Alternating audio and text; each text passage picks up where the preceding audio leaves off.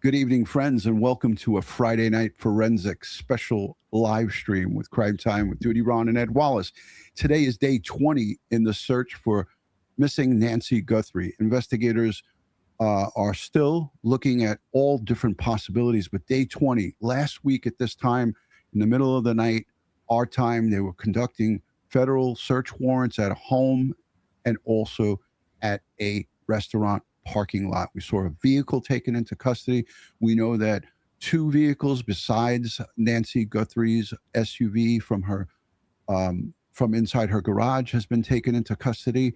We're going to get into tonight with our forensic auto crime specialist, Tommy from the NYPD, retired. What did he put in, Ed? 35 years? Oh yeah, he did. He did almost a full 40, I think. He was a dinosaur. He is a dinosaur. But he came on with me in 1984. Yeah. So Tommy, our auto crime expert, who coincidentally back in the day when we first connected with him, told us a ridiculous amount of cars are used in the commission of major crimes. And this one, I guarantee, and you and I talked about this extensively, Ed, a car had to be used in this instance to get Nancy Guthrie out of that location because she can't walk well. She has mobility issues. Ed, your thoughts on tonight's show and what we're going to get into? Well, as we know that they see several vehicles in this case. So, we're going to get into what they can glean from the digital forensics of the vehicle. Yeah, and that's going to be fascinating because there's nobody better in the business than our buddy Tommy. But let's take a listen.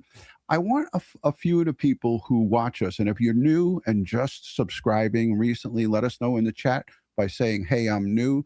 I want to say thank you to the moderators, the replay viewers, the live chatters, the super chatters, the folks who leave us super thanks and buy us cups of coffee. You guys are great. I want to give thanks and praise to our audience because without them, Ed, what do we got? Ungats. We got nothing. We love you guys. We appreciate you guys, and we respect all of your opinions. There is reports from residents in Tucson, in Nancy Guthrie's neighborhood, that they used to leave their front door unlocked, their screens unlocked, and now they're all scared. We talked about this. Residents in that community admit that we used to leave our doors unlocked. Let's take a listen to this, and we'll get into the cars right after that. As the investigation into Nancy Guthrie's disappearance continues, neighbors say fear is still lingering in the area. And this afternoon, investigators say they're not ruling out the possibility that more than one person may be involved. Meantime, we're told the FBI is answering calls around the clock to the 1-800-CALL FBI tip line and reviewing submissions online. A reward of up to $100,000 from the agency remains in place for information leading to Nancy's location or the arrest and conviction of anyone involved in her disappearance. 88 Crime is also offering a reward now of over $200,000. Monica Garcia joins us live in the Catalina foothills once again with the very latest. Monica, what is the update today? Well, Sean, the new detail that the FBI is not ruling out the possibility of more than one suspect really has this neighborhood shaken. As I stand out here, where we are speaking with neighbors who continue to come out to Nancy Guthrie's house, doing things like leaving flowers and leaving notes and just coming by to say prayers. And many who live nearby tell me they're shaken and now not knowing investigators are not ruling out the possibility of more than one person involved. They say they don't feel safe until someone is caught. Detectives and FBI agents say they are actively following up on leads. That's also part of the latest today, as neighbors have continued submitting surveillance video. Investigators are reviewing that footage carefully. This comes as DNA analysis is underway on biological evidence recovered during the investigation. They also say that is a process that could take some time, but the sheriff now saying that they are not ruling out the possibility that more than one person might be involved. One neighbor I spoke with says they're living in fear. We used to leave our doors unlocked. My grandparents lived down the street. They would always have their garage door open, all the doors unlocked. Never had to worry about it. Did you hear what she said, Ed? My grandmother used to leave her doors unlocked and the garage opened. We feel strongly that this perpetrator was able to get in by either a open door or unlocked door, or even slipping in when that garage door was open. There's no talk about forced entry. And these neighbors and these folks from the general community, they talk about how safe they felt there and how they didn't even feel like a need to lock the door. That's a common trend amongst communities that are pretty much sheltered from major crime. Right, Ed? Oh yeah, 100%. I mean, back in the day here, where I grew up in the 50s and 60s, we did the same thing. We left our doors unlocked. Okay, but then that changed in the 70s, and we used to leave our bicycles on the front lawn, and again, that changed in the 70s. It's such a shame that this is the day and age that we live in, but it's really compelling to hear it from the local residents. So let's take a listen to this, and then we'll get right to Tom. Are you worried now? Yeah. Doors locked? Oh yeah. We don't know. We don't know anything. All right. And so the update today also talks about the amount of calls, hundreds of calls that 911 is receiving. A big reminder tonight from the Sheriff's Department that if you do have a tip, you can call 911. But if you have an opinion or you just want to express a thought, do not call 911 for that. Live at the Foothills, I'm Monica Garcia. Sean, back to you. All right. Thank you for the latest, Monica. And investigators in the Nancy Guthrie case are still appealing to residents in the area this afternoon.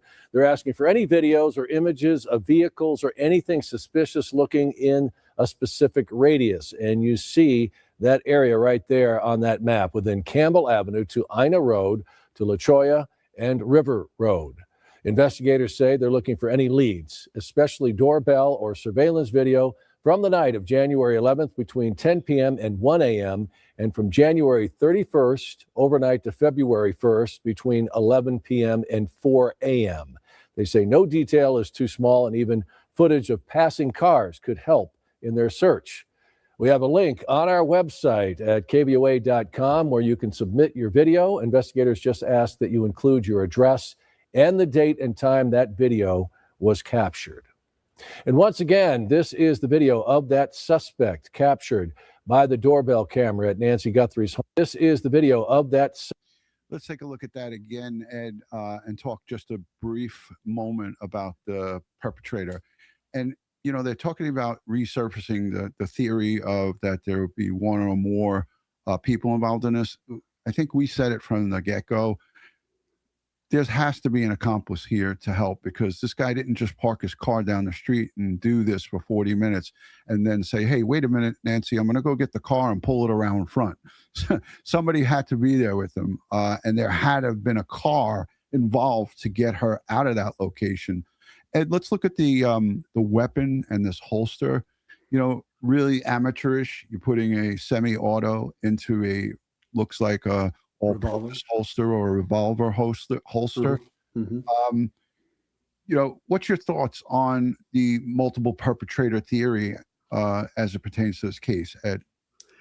Well, I just go back to several of the press conferences where it was mentioned, suspects, plural, okay? And so while he's doing this in the front, okay, who's going around the exterior of the house smashing the lights and breaking the lights and messing around with those things, as that was reported also.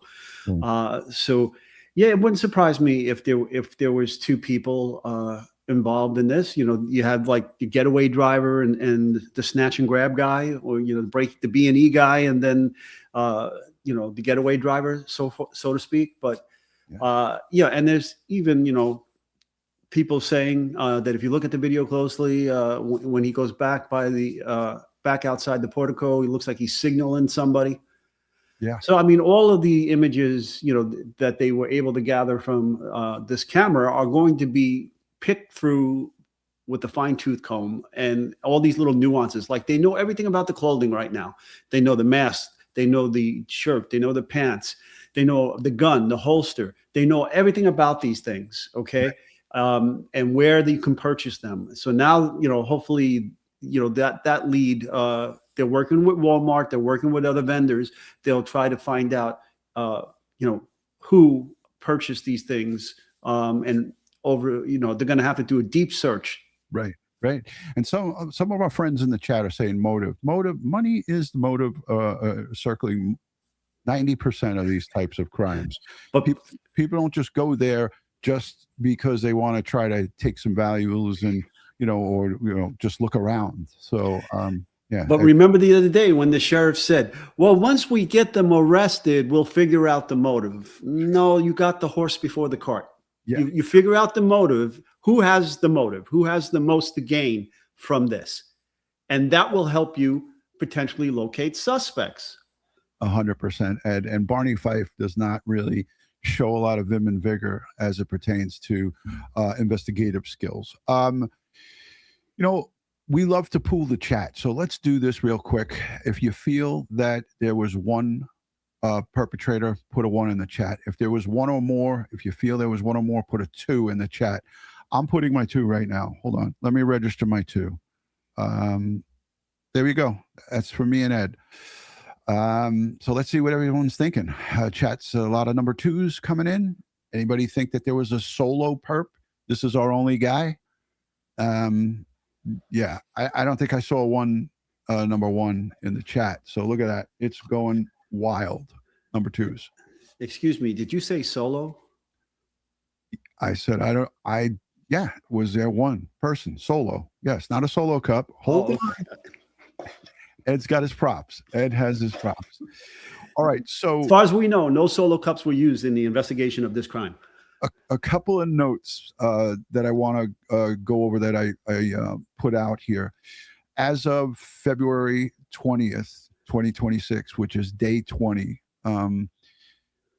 there was reports, unverified reports, but Michael Ruiz, our Fox Digital reporter on X, Twitter, posted a picture of a private, looks like a pattern from a private helicopter that was seen searching a landfill about 17 or 18 miles from Nancy Guthrie's home. So that pattern search, let me get that up on the screen and we'll bring Tommy in. That pattern search looked pretty detailed. Anybody in the chat see that grid search that was shared on X by our good friend, Mr. Ruiz? And here it is for you, full screen. So this is a helicopter today that did this type of search over this Los Reales landfill. It's a city-run landfill. And this looks, Ed, I'm going to go to you because you're a drone pilot. You're not an aviation pilot. You don't fly the whirlybirds, the helicopters. But this was a private helicopter. What in God's name would a helicopter be doing over a landfill? We have a massive investigation for a missing 84-year-old woman. Well, I mean, he's definitely using GPS coordinates because these flight pattern lines are perfectly gridded out squares. And if you look at my crime scene textbooks, you will see the exact grid patterns that we use to search on foot. But he's doing it in a helicopter. Now, nobody knows who this person is. The sheriff wasn't aware that a private pilot was doing this. And so this person, whoever this person is, has not been identified yet. I know a few YouTubers that have helicopters that have done search in, say, in some high-profile cases out in Salt Lake, out in Utah. Heavy D Sparks, right? Right, Heavy D Sparks. But could they have placed that sniffer on a helicopter to see if they were getting any pings from her pacemaker? Could this be the FBI doing that with one of their birds? Yeah, 100%. And if they, had the Bluetooth catcher on their helicopter, they would fly, as low as possible, map of the earth type stuff, and grid out that landfill to see if they can get a ping from her pacemaker. Yeah. Yeah. So here it is. Allie W., thank you for the super chat. She says, helicopter searching with signal sniffer, perhaps. Yeah, you never know. Sammy Sosa, I love that name. My name is Sammy Sosa. I whack at the ball. Remember Sammy Sosa? Yes, I do. For our baseball friends. Thank you for the 10. Hi, guys. Sorry, I know this is off topic, but I keep missing the live shows. LOL. Do you think law enforcement is overstated how critical her daily medications are to pressure the kidnappers? I don't know about that. What do you think, Ed? I don't think I can give them credit for that. No. Yeah. I don't think Sheriff Barney Fife has got that much smarts. But again, I don't know. Anything's possible. I hate to say that because he says that now, but really, in these cases, anything is possible. So for those of you in the chat, last Friday, a 17-ish, 2018-ish Range Rover, silver in color, was taken into custody, and I'm going to pull that vehicle up quickly here as we're speaking, because that vehicle, which was late last Friday the 13th, coincidentally, right?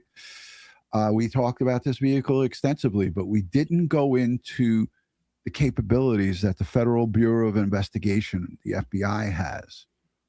And they are throwing, pretty much as Dave Rader says, the kitchen sink at it. So without further ado, our retired NYPD, I believe he's a first grader. Yes, he is. That guy is a first grade detective. Tommy Burke, auto crime specialist, joining us, a fan favorite. Tommy, good evening. Thank you for being patient with us. Oh, thanks for having me, Ron. Hey, Ed. How's everything? Tom. Tom, Great to be here. I want to jump right into the vehicles. So we have numerous vehicles that were taken into custody, Tom. This one that we have up here on the screen, they're trying to shield the back from any contents or any type of activity or work that they're doing on this vehicle. They seized Nancy Guthrie's SUV and took it from her garage. I'm sure that they went through her son-in-law's vehicle, whatever he was driving, to verify the point of travel from his home to her house.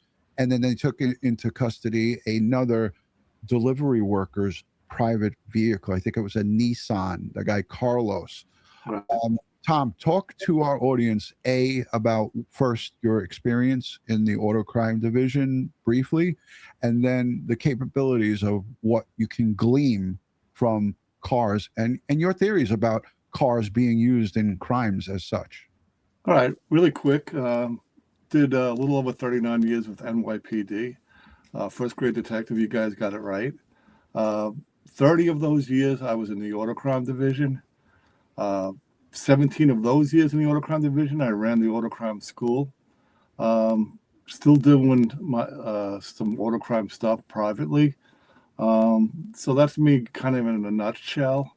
When it comes to the cars, if you backtrack in the beginning of your show, Ron, you played a news clip, and the reporter actually says, hey, if you have a Ring camera and it's videoing cars driven by, please send us that. We want to see it. And most people are aware of this. A vehicle's used in almost every type of crime. And the FBI has a stat that I use in my school. 75% of all crimes occur with a motor vehicle. Either someone's getting caught driving to the scene, at the scene with a vehicle, or leaving the scene with a vehicle. So cars, my classes, I used to call everything starts with a car, because it's absolutely true. And these vehicles that they have stopped, and what they're doing to them reminds me of a case. Especially this picture reminds me of a case I did. I did the Times Square attempted bombing. I don't know if you guys remember this. I think it's 2010, where someone drove a car into Times Square. It was filled with explosives. Yep. And it never went off. The fuse went off, and the FBI brings the car back to the 105 precinct, which is a forensic garage, and strip it clean. No steering wheel, no interior, etc. And they're looking for DNA evidence. It turns out that the VIN number actually solved the case, but I've seen what they're capable of doing. And they're going to extract as much DNA they can get from the car. I've seen him take the steering wheel off. I've seen him take of course, the mirrors off because he touched the mirrors. So that's the physical part. I'm sorry, Ed. Go ahead.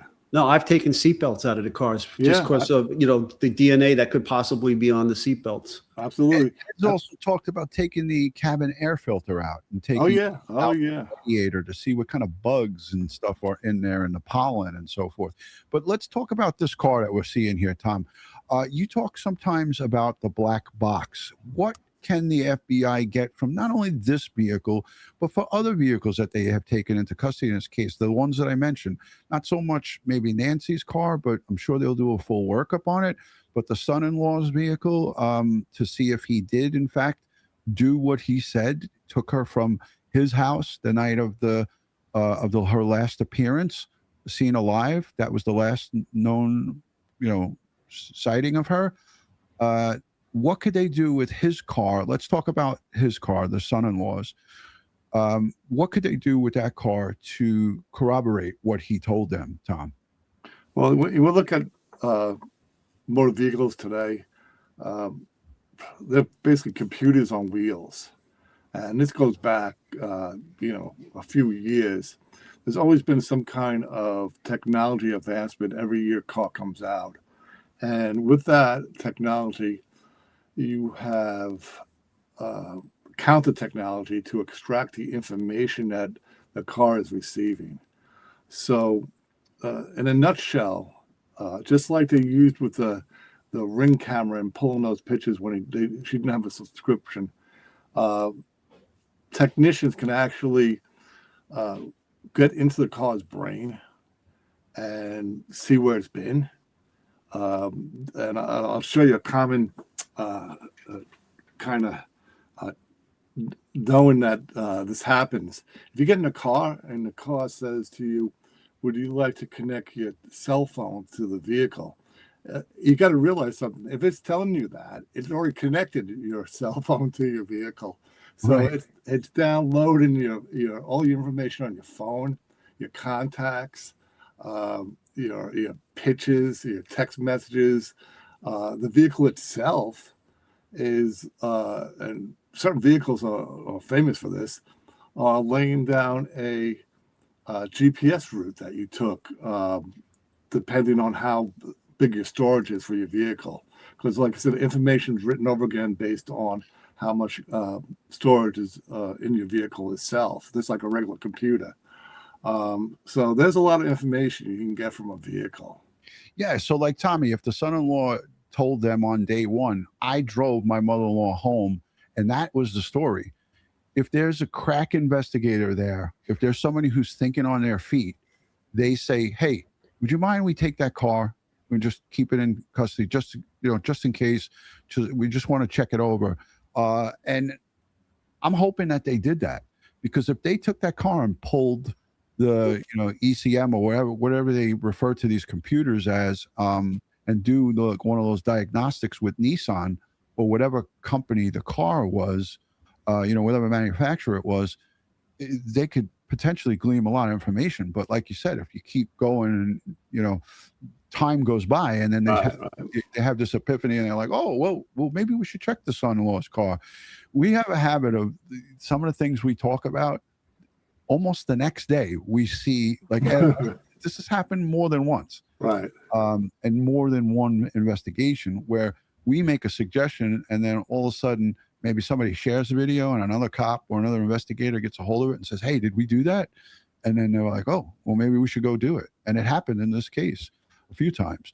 But so that, I mean, this the late model Range Rover, everyone is, just dismissed it. Now it's not even in the news. Nobody's even talking about it. But as investigators, we know that the FBI here, we're looking at the footage from this car.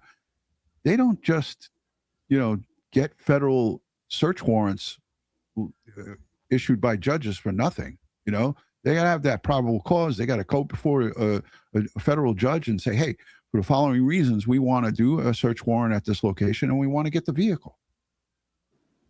So absolutely. What does the Range Rover have as it pertains to forget about the the entertainment system, the infotainment system, onboard diagnostics, GPS and so forth, Tom? Yeah, infotainment system, that term kind of relates that everything is part of your radio. Like your GPS is part of your radio. Sometimes every control is part of your radio, or should I say, this infotainment system. It's a computer. It's all the it's your GPS, it's your radio, etc. So if it has that, first of all, you got to realize, hey, listen, my GPS, I'm getting signals to my car from an outside source telling me where my car is and where my car is going. And that information is stored in there. You go back into your GPS and you press home, so you're going home.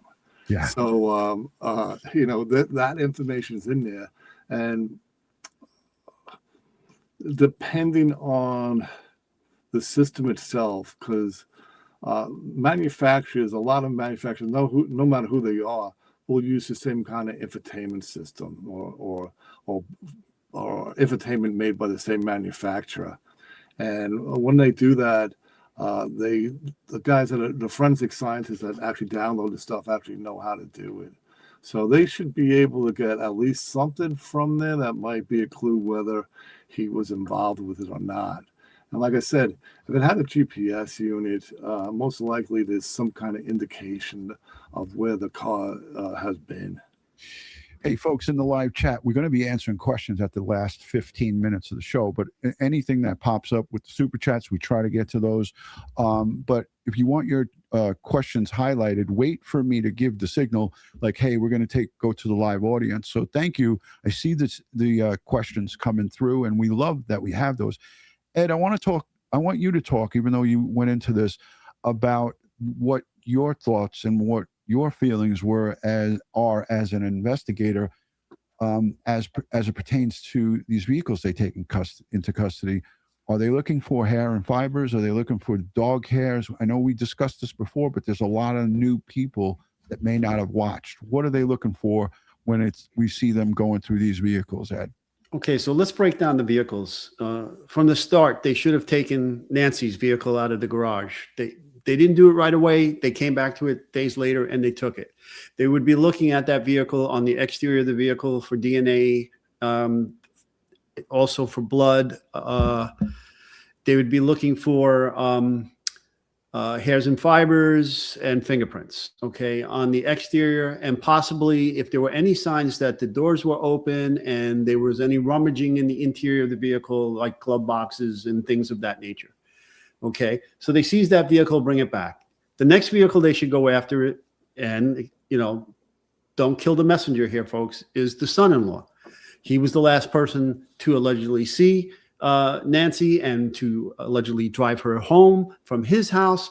Well, then we got to grab that vehicle and we got to dump that infotainment system and look at if we can find the route that, to corroborate that he drove from his house to her house and back to his house, and what time frame that took.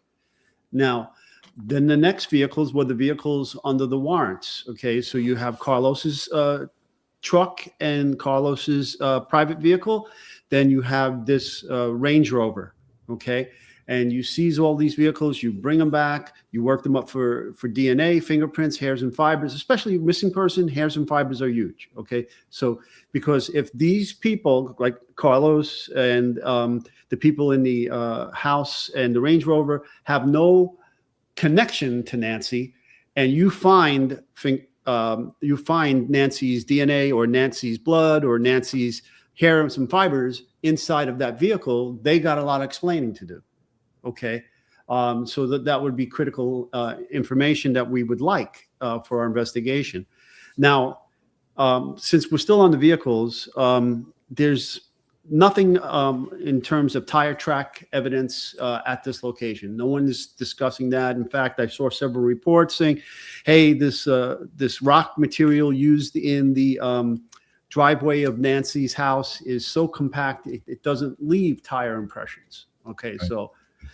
So you're not going to find that there. Now, what I'd like to bring up with Tommy is that in addition to the information that's stored on the onboard infotainment system, this infotainment systems and some of the other systems in the vehicle are uploading information from the vehicle to the manufacturer's cloud. Tom, would you like to touch on that? I'm sorry, I lost the sound for a second. I just got the last part of your sentence. I was saying how a lot of these new vehicles are uploading information about the vehicle to the manufacturer of the vehicle's cloud, to their to them. Absolutely, they're tracking you. European car makers used to do this, almost with every vehicle they had for sale purposes. They wanted to see if you used the car on the weekend or is it a commuter car, etc. And they were actually, tracking you if you bought one of their vehicles. So you absolutely, hey, and you want to know something? You see it. It's right in front of your face. Your car's telling you. You want to know something? You got 20% left before you need an oil change, or your tires are low, and you come in for servicing. This is This is modern times. Your car is connected to so many other resources. You have the manufacturer, you have the dealer, and you actually even have outside, outside of it, private companies that actually might be tracking your vehicle. I know sometimes mortgage companies with high risk mortgage. I'm sorry, I said mortgages. I mean, auto loan companies with high risk loans on vehicles. They'll place trackers on those vehicles in case they have to send a repo out to reclaim the car if the person is not making their payments. In addition, like my phone, I get text messages from time to time from my dealership. It says, "Oh, your mileage is so and so and so. You're due for your 60,000 mile checkup." Right.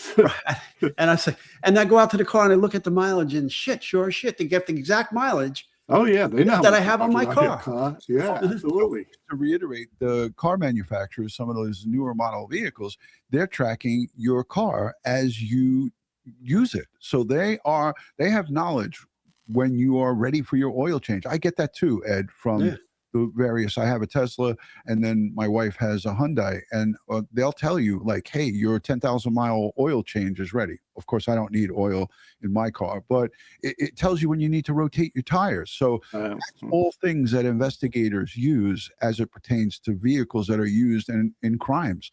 And in this footage that you're seeing here, ladies and gentlemen, this is Nancy's car being taken by the FBI from her home on a flatbed.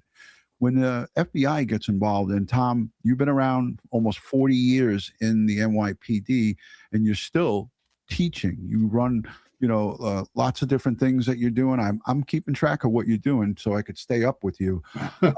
But so, this is the FBI. They dot their I's and cross their T's, and have the resources, the technology, and an unlimited budget for them to do all different kinds of things, correct? Absolutely. Years ago, I won't mention what borough it was, but I had a case. I thought it was pretty big. Went to the district attorney's office and basically said, "Oh, all right, we'll give, do this, and we'll give them a desk appearance ticket." Then I went to the FBI and told them what I had, and it became a 5-year case. Right. And at the end of it, the guy got 13 years. Wow. No, the FBI is very thorough. And you guys said it. They have the money. They have the resources. They have the databases. That's why it's so good that they're involved, because Pima County, as we're now finding out, is a shit show. They've been underpaying their deputies, and there's been a fight going on with this current sheriff, Sheriff Nanos, and his unions, and a mass exodus, as we see in New York as well sometimes, for lack of pay. Hey, let's go to the chat, because there's so many people here. We got over 5,000 people live watching us. Hashtag Ed, hashtag Tom, hashtag Ron, DutyRon. Your questions. I saw a lot of questions as it was pertaining to the vehicles. We have an auto crime expert. here with us with tons of experience. If you have any questions pertaining to the vehicles that we have knowledge of that are taken into custody, rip away. And I guarantee you the son-in-law's vehicle was scrutinized and looked over. They didn't just take his word for, hey, I dropped mom off. I watched her walk into the garage. And we don't even know a lot of information because we don't have access to the case file. So there's a lot of things that they know that we do not know. So hashtag for the questions. I'm looking at the chat. Here's one for Tom. Somebody said that they love your hair, by the way, Tom. Yeah, how fast it's growing. Yeah, hell, you maintain that hair. Tom, hashtag Tom, just out of curiosity, if you have a vehicle transported on a trailer, does the info still show that it's actually, does it actually should have to be on? Okay, does it show if someone tows a car like what we see right here, if the vehicle is moving? Do you have to have the car on?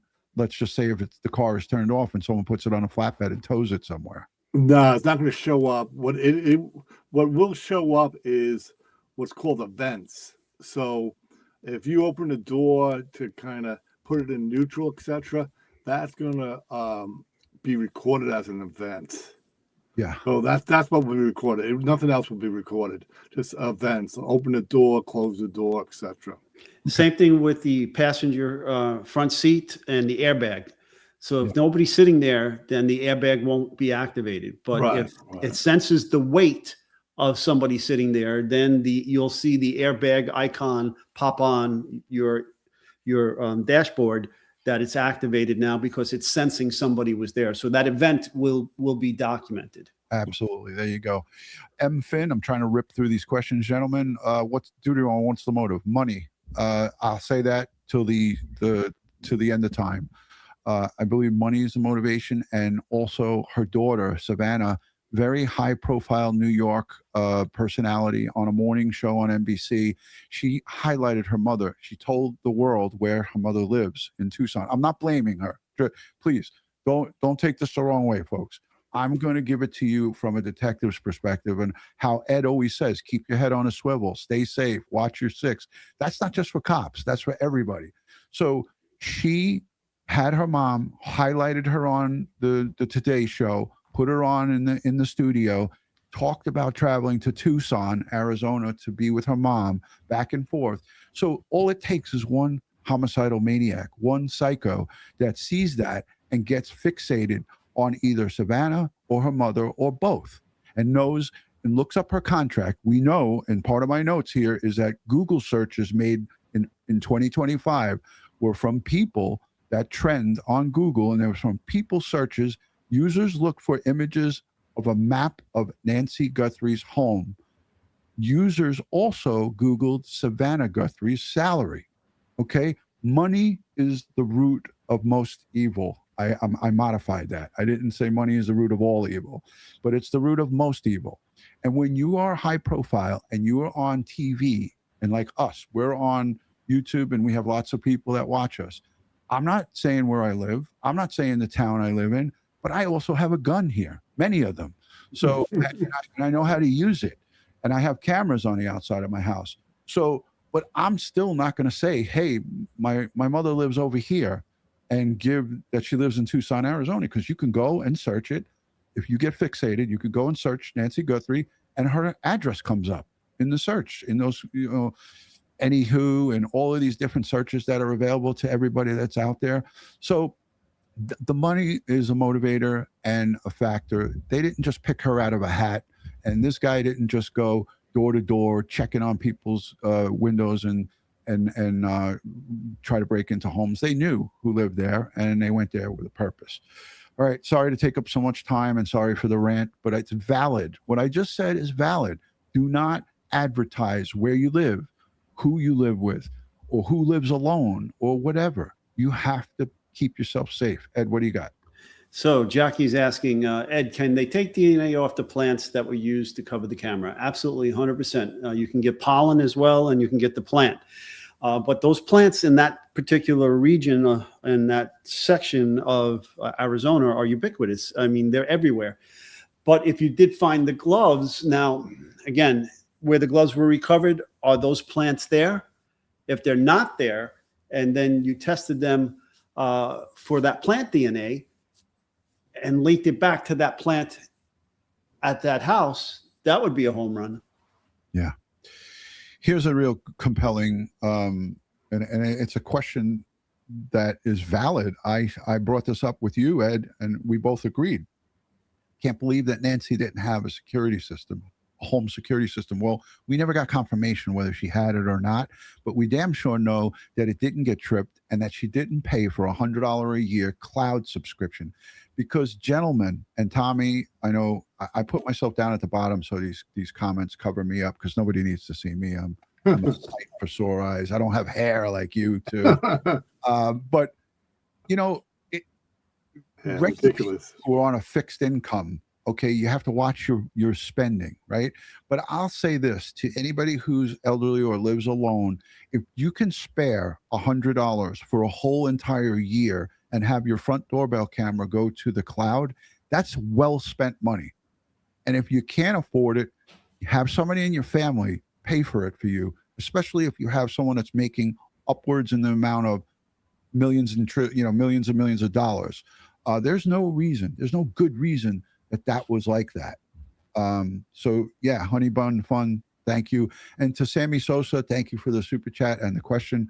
I know that you've been around for a long time, Sammy Sosa, Honey Bun Fun, and many people here, but we value every single question that comes in.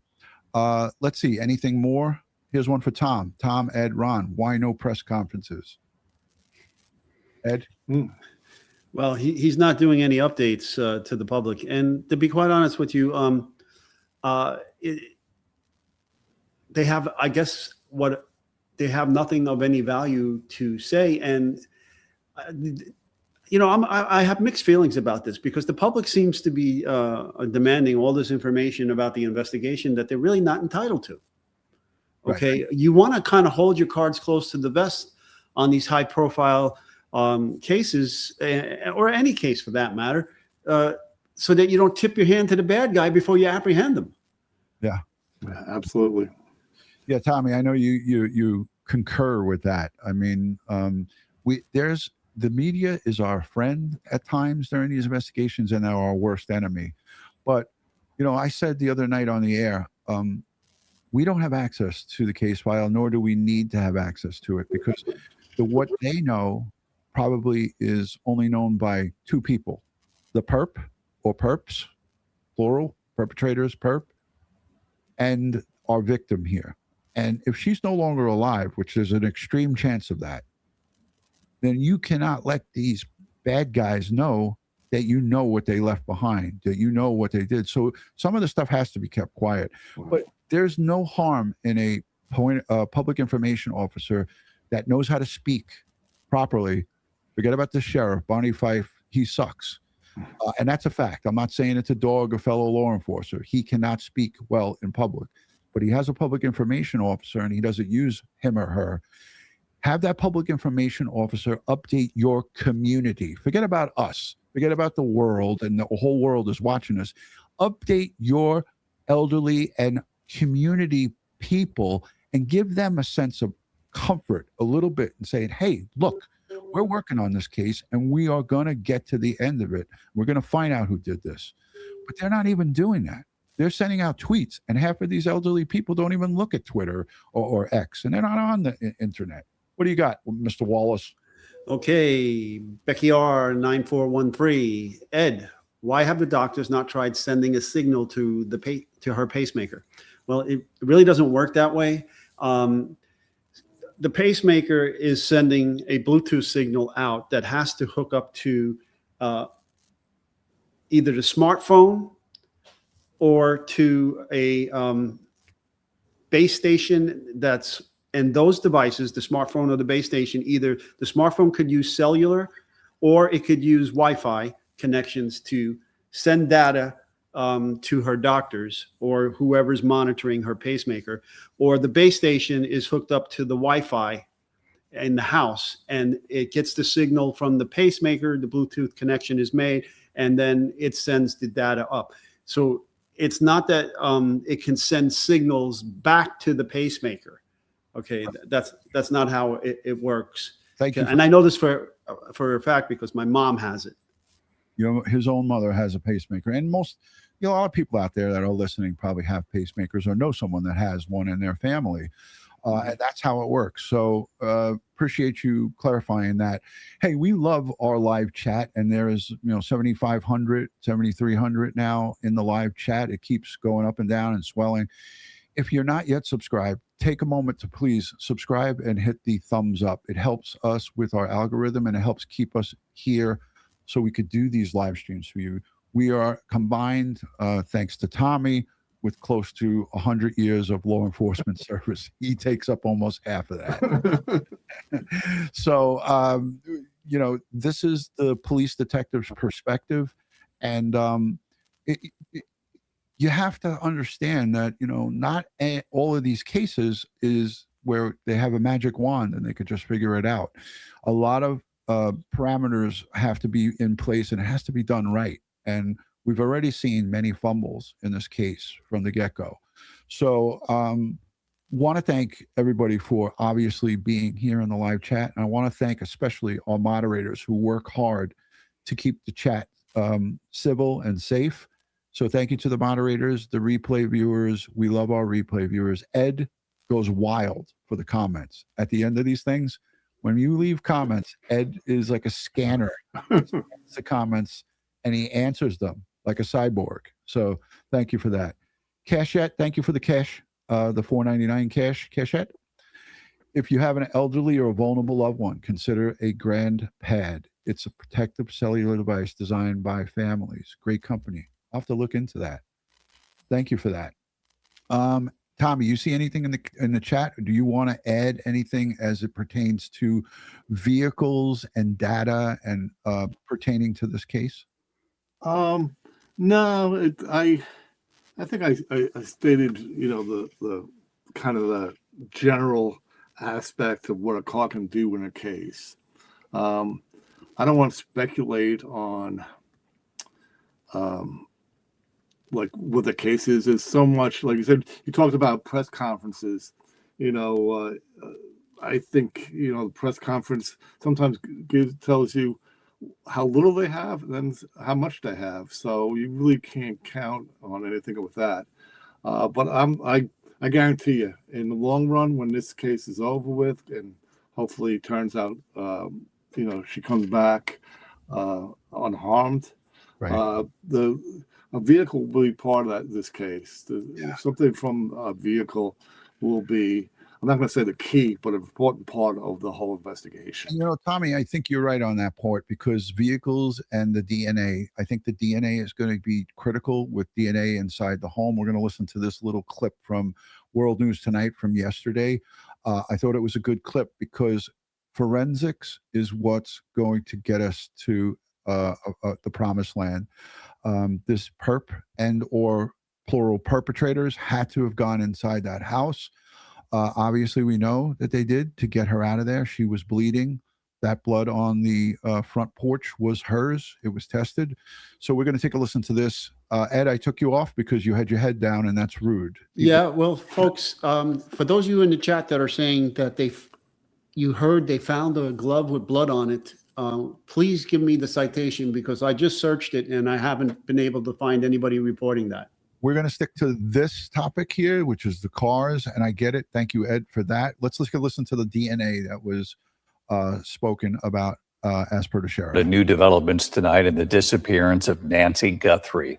Authorities are now focusing tonight on two central pieces of evidence, including what could be that crucial DNA found in Nancy Guthrie's home.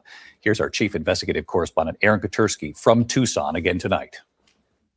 Tonight, 19 days into the search for Nancy Guthrie, investigators are squarely focused on the two key clues they have, including DNA found inside her home. Sources telling ABC News it's a mixture of DNA from a male and a female. They need to separate it, and they're hoping the male DNA could help lead to a potential suspect. They have said the DNA is not from a member of Guthrie's family. They also remain focused on video from the front door and on that backpack, which they know is sold at Walmart. Law enforcement sources tell ABC News Walmart is helping authorities with any receipts for that kind of backpack. It's, hey, this backpack has been identified at only purchased at Walmart. That'd be a pretty high. And tonight, investigators are casting a wider net in the search for Nancy Guthrie. There's no definitive lead pointing to Mexico. But tonight, officials in Sonora that borders Arizona say they're in touch with the FBI and ready to help. That's the entrance to Mexico. We're little more than an hour's drive from Nancy Guthrie's home. If she was taken here, it's a quick and easy trip across the border. A group of mothers who search for the missing in Mexico are now... Hey, let's talk about that. Gentlemen, your thoughts on perpetrators taking an 84-year-old woman who is bleeding and driving her across the border into Mexico to perhaps maybe dump her remains in the vast land that's out there that's undeveloped once you cross over the border. Thoughts on that, Ed, to you? It'd be pretty risky, but it wouldn't be the first time people had tried to cross the borders, either Canada or Mexico, with kidnapped victims or dead people even. We've had several here on the New York Canadian border try to get across the border with the dead people in the vehicle. Right, yeah. Tommy, thoughts on the traveling into Mexico, which is a 60-minute ride south? That's 60 minutes that you can get caught. So, like I said, they probably planned this out. If they're going to Mexico, that would occur probably the first day. But if they were going to take her to Mexico a couple of days later, I don't think so. I think I do believe that would be the best bet, is to have her in Mexico. But I wouldn't trust myself driving that person with the everybody looking for her. Yeah, a couple of days later. You know what I mean? It would have been transported the first day or late the second day. Your first part of your statement, I thought right away when this case started, what's the upside to driving 60 miles with a woman, an elderly woman in your car? You have more of a potential to get stopped by the highway patrol, especially down towards that border area. There's a lot of people who are running things in and out that are not legal. So, yeah. And I'm sure there's cameras on the border, you know what I mean? There are. Yeah, and they're going to see her face coming through it. Hour's drive from Nancy Guthrie's home. If she was taken here, it's a quick and easy trip across the border. A group of mothers who search for the missing in Mexico are now helping to spread the word. ABC News was given access to the 911 call center where tips are coming in. Is this in regards to the Nancy Guthrie case? They remain hopeful someone will recognize the man who walked up to Nancy Guthrie's front door, turned around, and grabbed brush to put in front of the doorbell camera. That 19 days in, someone will say, "I think I know him." When those tips dry up, this case goes cold. We believe somebody out there knows who did this. We need that person to call us. It was a combination of tips about that video, analysis of online searches, and other techniques that led investigators to the homes of these two men who were questioned. All right, so Tommy, I know that you may or may not be following this case closely, but this was the very first guy, Carlos, that they stopped. He was Amazon or a Amazon contracted delivery person who delivered to allegedly delivered to her home, Nancy Guthrie. That's over here on my left, looking at the screen. For the viewers, your left as well. And then on the right is the person who was inside that Range Rover. So this is just a little bit of a background on it. Let's let the rest of this play, and then we'll get to the questions. Investigators to the homes of these two men who were questioned and released. Tonight, those men are trying to clear their names. A lawyer for the man most recently detained, Luke Daly, saying in a statement Mr. Daly has no link whatsoever to Nancy Guthrie and has no information related to her kidnapping. And early on, hours after video from the front door was released, delivery driver Carlos Palazuelos was detained and questioned too, now telling our Phoenix affiliate KNXV. They just went with supposedly a tip they had, but they could have done things differently. They could have walked to me and asked, like, hey, where were you there? Where were you? But they didn't. Tonight, so many in this community just want answers and peace for the Guthrie family. The people who live here know the whole country is watching this case. And one longtime resident telling me they want closure for Savannah Guthrie and her siblings. The people here saying it's unimaginable what's happened to this family. We want the end. That's all. We want to find out what happened to Nancy. Tonight, David, investigators vow to keep at it. They say thousands of tips are still pouring in. So far, they've only been able to identify the suspect's backpack. They're still working to identify everything else he was. All right, I want to stop it quick for a second, and we're getting ready to wrap up. We're going to ask some more questions. Ed, of course, is still searching vigorously for that glove report. Thank you, Ed. Hey, I wanted to let everybody know in the chat, one of our people who is like, he's not I gave up his, it's a guy. So one of our guys who watches us is like a sketch artist, right? But he doesn't do it for the police. He does it, kind of on the side. He's retired now. He took the photo, the video of the perp in this that we saw at the door, right? And he did his own rendition of it. So this is not from the police. This is not from official, but I showed this on a video, and I just want to show you what they're doing out there. Many people who have these skills.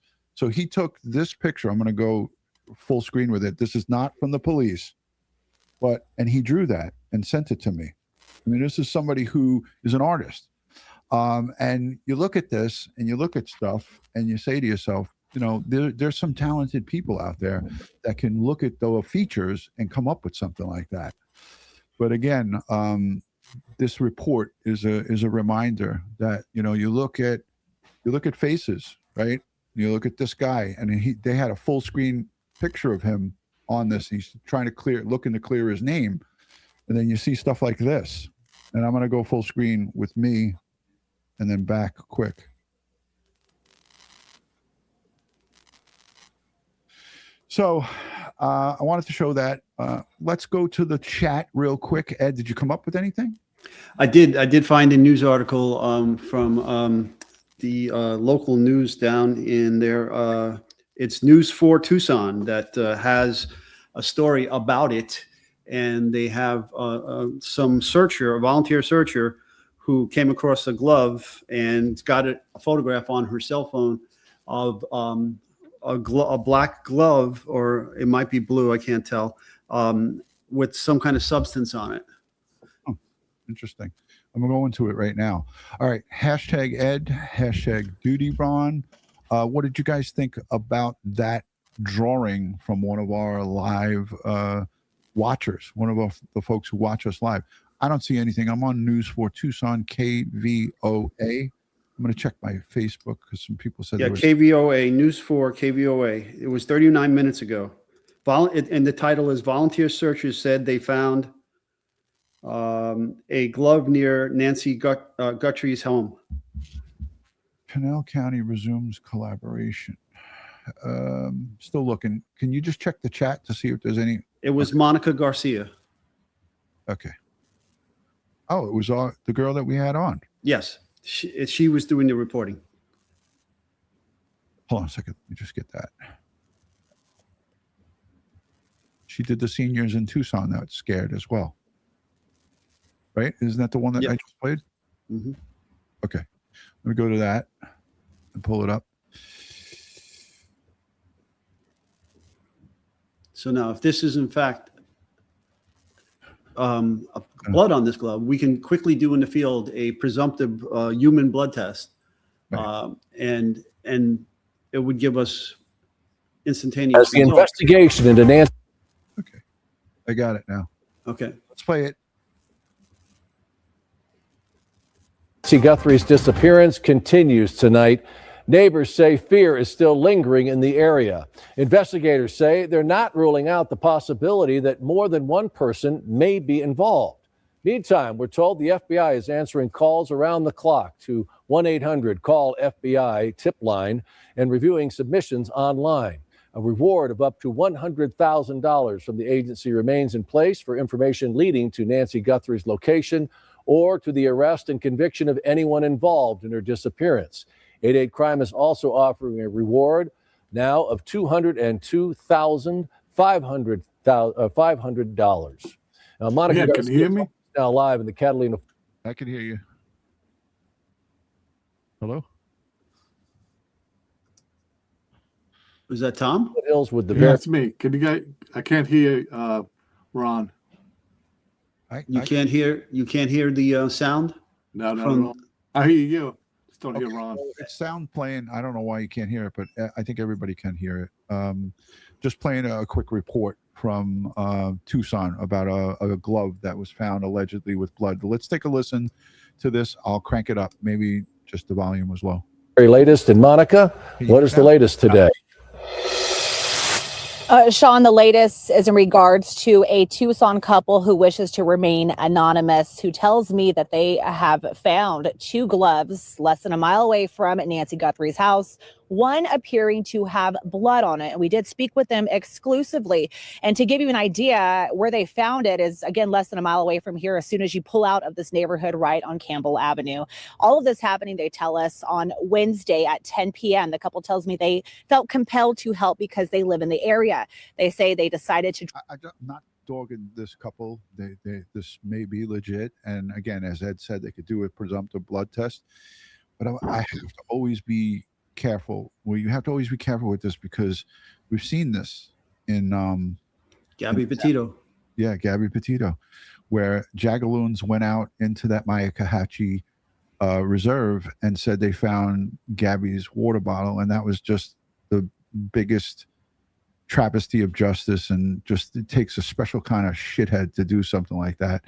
And 2 people did that and went into the Northport Police Department with it, and it was absolutely a farce. It takes a special kind of human being a special kind of monster to do something like that, especially when families looking for their loved one. But I'm not saying that that's the case here, but let's just listen to this from the beginning. All of this happening, they tell us, on Wednesday at 10 p.m. The couple tells me they felt compelled to help because they live in the area.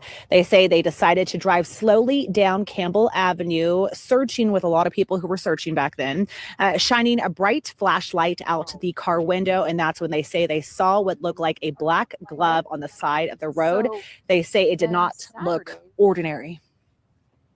Sure enough, it was a black glove in the desert, and we found another black glove within, 10 feet of that.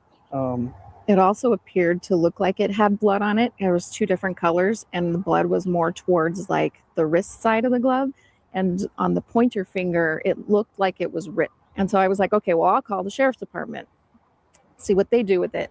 And same thing, we're on the phone with them. They're like, we can't guarantee anybody will come out. You guys can go ahead and leave. We were like, oh my gosh, is this really happening? They're asking for help. We're helping. We're giving it. We're literally saying we found something and nobody's coming. So then we decided, well, let's just call 911. So again, you can't dismiss this as an investigator. Tommy, Ed, we know this, right? You have to take this. That, this could be in regards to this, but we know that there was a lot of rain last Friday night. Those of you who are watching this case closely, by a show of hands in the chat, who remembers, it was raining severely, heavily all Friday night while they were doing those search warrants, Friday the 13th last week. Ed, if that blood, in fact, was on that glove from this crime scene, from Nancy Guthrie's abduction, would the blood still stand the test of time with heavy rain on it? Possibly, possibly not. I can't tell. But I'm mystified here as to what they're reporting here. I'd like to see the end of this story. What happened? Did they come out and look at these gloves? What did she say? She called the police, the sheriff, and nobody was coming. So she called 911. And then she called 911. But did anybody come? Let's listen. Can't guarantee anybody will come out. You guys can go see what they do with it. And same thing, we're on the phone with them. They're like, we can't guarantee anybody will come out. So she was told by dispatchers, we can't guarantee that anybody will come out. This is how many calls they're getting. They're overwhelmed. And I saw a couple of news reports that they're overwhelmed. Well, if you're overwhelmed, hire more people. Put people out of their comfy positions to answer the phones for this. Okay. I don't know what to say. But if you're being overrun by phone calls, you get another civilian to answer those phones that's not, in the 911 center, and just have a dedicated group of people who are competent that can take phone calls and, just distribute them the right way. I don't know. It just doesn't seem right to me that they can't handle the incoming calls. I get You guys that. Go ahead. Go ahead. Just play it. And go ahead and leave. We were like, oh my gosh, this is really with it. It was written more towards like the wrist side of the glove, and on the pointer finger, it looked like it was written. And so I was like, okay, well, I'll call the sheriff's department, see what they do with it. And same thing. We're on the phone with them. They're like, we can't guarantee anybody will come out. You guys can go ahead and leave. We were like, oh my gosh, is this really happening? That's I can't even believe that. I must have missed that on the first run. But they told them, go ahead, you could leave. Just leave the bloody glove there. What? What is that? I'm mortified. Asking for help. We're helping. We're giving it. We're literally saying we found something and nobody's coming. So then we decided, well, let's just call 911. All right. So after calling at 911, the couple tells me within minutes, investigators were out there on Campbell Avenue helping them out there. And they said that happened at 10 p.m. They did not leave after that questioning with those investigators till 2 a.m. So in the meantime, we also did reach out to the FBI. We have not heard from them regarding this, but we did just hear back from Sheriff Chris Nanos. I just spoke with him on the telephone about 10 minutes ago, and he tells me he can't confirm whether or not that the specific gloves did have blood on them and whether or not they are currently being reviewed as evidence. But he did say if it's something that 911 was called out and the investigator showed up and it was taken as evidence, he can't see why rather it was not. They were not sent for evidence. Live in the foothills, I'm Monica Garcia. Back. Ed, I got to go to you, my CSI expert. He's shaking his head. Tommy, Ed. You call the sheriff's office, who's all over the news now for this investigation. Good and bad, okay? Not so much good, but a lot of bad. And whoever that person is on the other end of their phones that telling them, we can't guarantee that anybody can come out here and you could leave now. They need to be disciplined, retrained, or fired. Okay, that is just horseshit. Are you kidding me? Okay, so she had to call 911 after calling the sheriff's office direct to get and who's getting dispatched here? It's going to be the sheriff's office. Yeah. Okay, because that's their jurisdiction. The city of Tucson Police Department is not coming out there. Okay, the Indian Reservation Police aren't coming out there. Okay, this is their jurisdiction. Yeah, unbelievable. Jennifer puts in the chat, how do you, if you can't get them to take you seriously, then how do you expect to get continued support? Exactly. Yeah, Tommy, you know, I know that we have only the NYPD to compare to this, but if someone calls into the precinct, into the station house and says, hey, we found a bloody glove on Van Sinderen and Sutter, I think like 3 RMPs, police cars, will be there like in minutes, right? Absolutely. You know, I mean, hey, lady. They'll be racing yeah, hey, lady, we'll see. You could just leave it there. You know, don't even put a flag or a marker by it. We'll figure it out. Oh my God. And Nurse Not Lawyer says, Ed, your standards are too high. Hey, listen, folks, I know you're being facetious. I know I can sense the sarcasm. But we have protocols and procedures. We have international standards. And somebody is not taking this investigation seriously. That first caller definitely didn't, the one who picked up the phone call. But that said, just think about what could have happened. What if, in fact, this turns out to be a major clue, right? I mean, this happened Wednesday? It's 2 days ago. Okay. So what if it turns out to be the missing piece of this puzzle? Yeah. There's no excuse for this. But hey, more importantly, folks, your tax dollars are paying for this service. Okay. Yeah. I want that to sink in. If you live in this community and you have to rely on this particular law enforcement agency who is in your jurisdiction, who is responsible for investigating crimes in your jurisdiction, you got a problem. There's the glove. There's the glove, and it looks like there's a red brownish mark here. Right, Ed? Did you see this? Yeah, it's what we call an RBS, a red brown stain. You know, like you said, Pima County serves a big, it's a big area that they serve, but the folks in Tucson, they're scared. And when they see reports like this, how much confidence does this give that, especially elderly residents that are in there watching the TV and watching for updates? This is their backyard. This is their community. They got to be shitting themselves because they're saying to me, wait a minute, there's people that are finding a glove with possible blood on it, and they're being told I'm not sure if anybody can get out there to you, but we'll see what we can do about it. It's as former professionals, it's disheartening to say that I'm being nice, but this sheriff, if he gets voted in again, then I don't know what's wrong with people of Tucson. I don't know, or whoever's voting for this moron, because he has proven that he's not a leader. Because if he was a leader, he would have been telling people, I want action on anything, especially if it's something like a bloody glove. Wow. Hey, Ron, my head is spinning. I want to throw something out on the table. Go ahead. You look at recently all this like anti-ICE, anti-law enforcement legislation going through.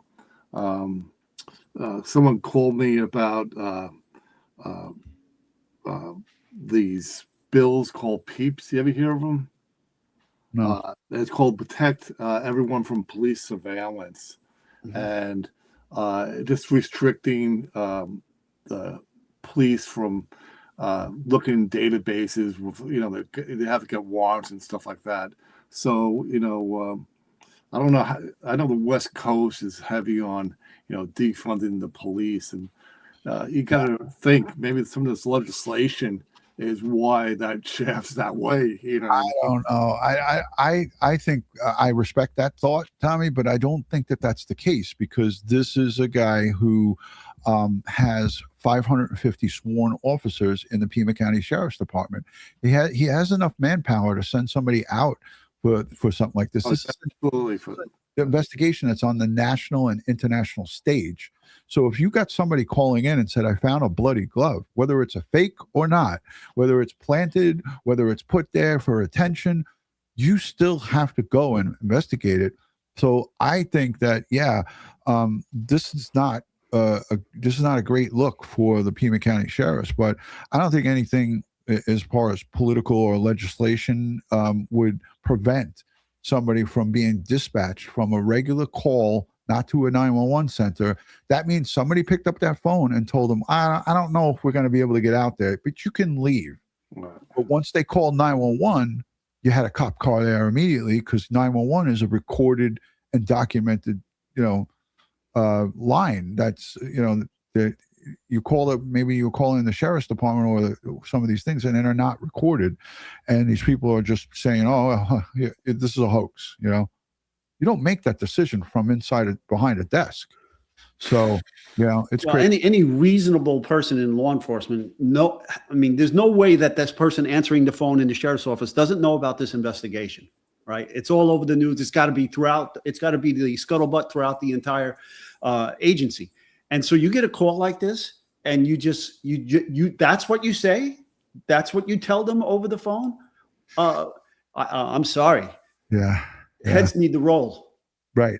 Here's a little Patty, a good friend of ours, saying, DutyRon, if my memory serves me correct, the Murdaugh car data helped convict him. It damn sure did. Yeah. So you're 100% right about that.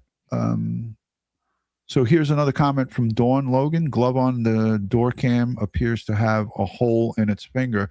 Yeah, they were saying something that he was wearing a ring, and this damn sure looks like a black glove to me and to everybody else, right? So interesting.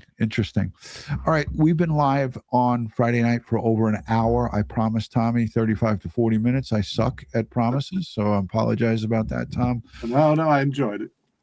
Any final thoughts as it pertains to the car and this case? What's your thoughts on what's going to solve this? We have true crime sleuths and people that are doing crowdsourcing on the internet. We always, we rely heavily sometimes on the public to help us. So what's your thoughts on that, Tom? It, like I said, I'm going to stick with the car. I'm going to stick with, this has to be a conclusion to this. I don't think this will be a cold case, that we're going to be talking about, 10 years from now. I think hopefully it will end soon. Hopefully it ends successfully, that she's returned alive. But you have the FBI on it. And like you said, this is newsworthy across the nation and probably internationally. So the resources are probably going to be there, to continue the investigation at full force. So hopefully it ends soon. Yeah, amen to that. Ed, your thoughts before we wrap? I do believe we're going to have a conclusion to this investigation, and we're going to identify the parties involved, and hopefully find out where Nancy is, recover Nancy, and hold these people accountable for their crimes. Yeah, amen to that. Thank you for that, Ed. Cup of Joe has a valid comment here, and I'll put myself full screen for a second. Cup of Joe says, I wonder how many more tips were ignored. One has to wonder about that, because if someone's calling in with something like this and you're being told, you could just leave. Well, maybe we'll get to it. Maybe we won't.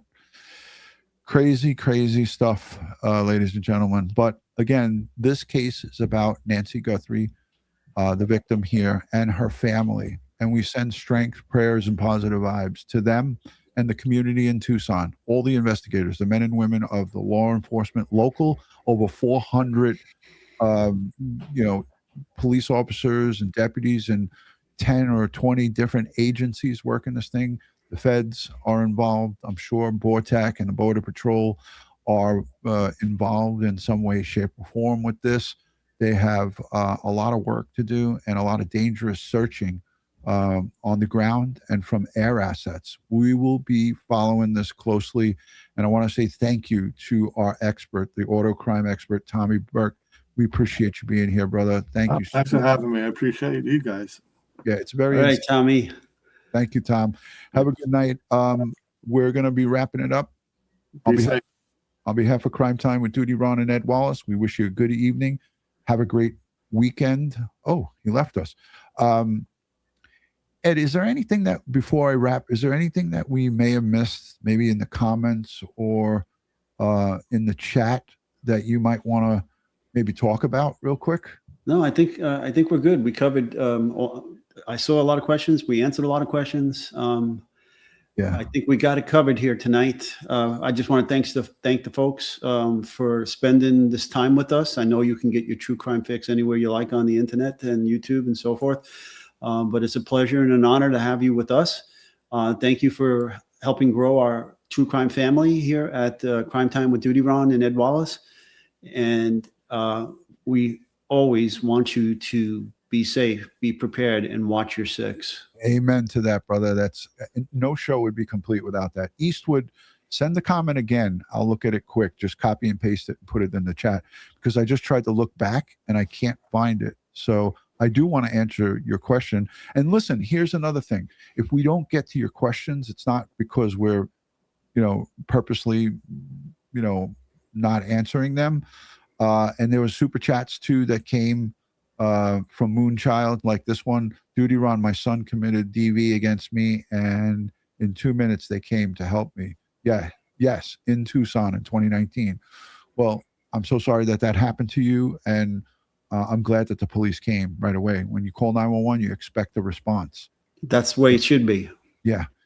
I'm 30 to 40 minutes away. How can the sheriff say nobody is in danger? There's a homicidal maniac, possibly maniacs out there. All right. So nobody should feel safe right now. And I'm not trying to be somebody that's causing people to have a lot of fear, but it's reality. Who's Ed's Barbara, says Fred. Yes, I go to the local shop up the street and I get a lollipop after I'm done. I'm looking for Eastwood's comment. and I don't see it. Maybe he left. Maybe he got mad and left. But it is what it is. So thank you guys, everybody. This has been Forensic Friday, the Nancy Guthrie investigation, day 20, going into day 21. We hope that they get to it and get the perps in custody sooner than later. What do you see, Ed? No, a lot of more hair jokes. Yeah, a lot of great hair jokes. I have great hair too, so you just can't tell. He's just hiding it. All right. On behalf of Crime Time with DutyRon and Ed Wallace, have a good weekend. If something develops, we'll be on it. Thank you all for being here. Remember, hit the thumbs up, hit the like button, and subscribe. We've gotten so many new subscribers. We're humbled by all of the support. Share us with your friends, family, and loved ones, and we'll see you all soon. Good night from New York.